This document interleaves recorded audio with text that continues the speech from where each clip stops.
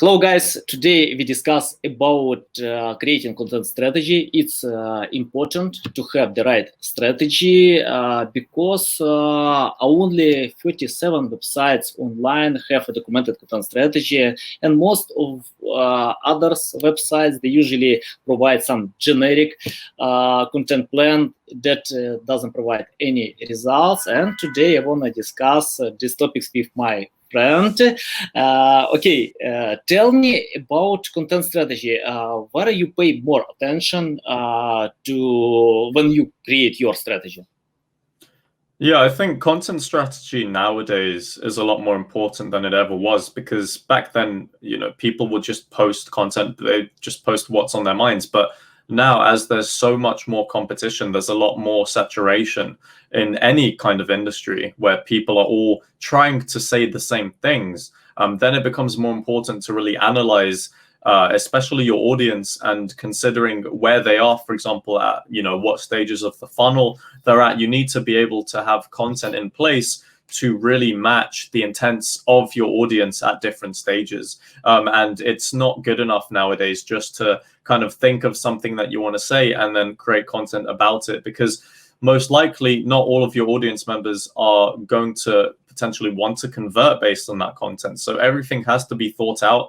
And some of the best ways to do that would be to actually look into the niche that you've got, see what other people are writing about, and take a look at the competitors, especially the ones that rank on the SERPs. They're the ones to look out for, because Google is obviously rewarding their content, and it's your job to kind of go in there and analyze why that's the case. And then when you take a look at that, you then kind of compare it with your website and your content, and you think to yourself, okay, well, how am I going to be able to compete with these people? What do they have that we don't? And then you find kind of low-hanging fruits or other opportunities for strategies that can help you increase your chances at competing when you've got this kind of manual actions put in place for your brand's content strategy.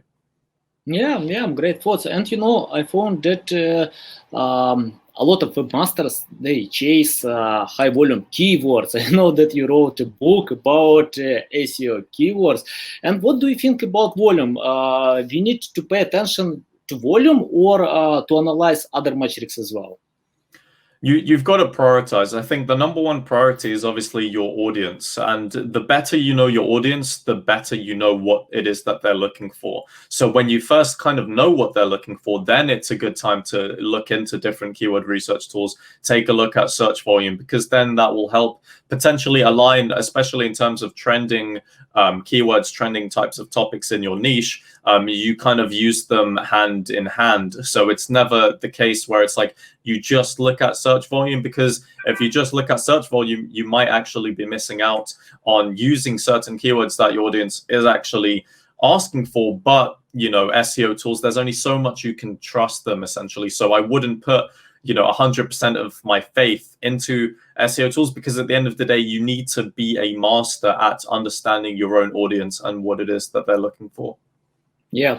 And I found one way that many projects analyze their competitors and try to steal their traffic. And I don't think it's a good strategy, because it's hard to overcome their strengths. For example, if your competitors get traffic from some keywords, that means 1,000 of others try to steal this traffic as well. It's better to find their weaknesses and pay attention with that. And at that point, I like the strategy from Brian Dean about finding topics with a lack of quality content and jump there.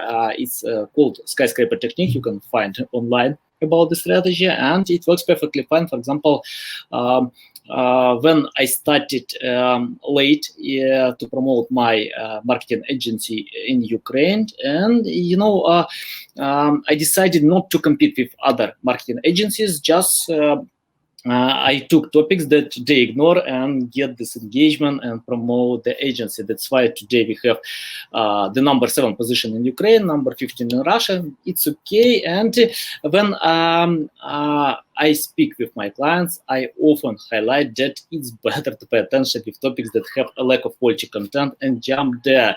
For example, Elon Musk started Tesla. He didn't try to compete with Toyota, BMW. He found the ways that other car companies ignore.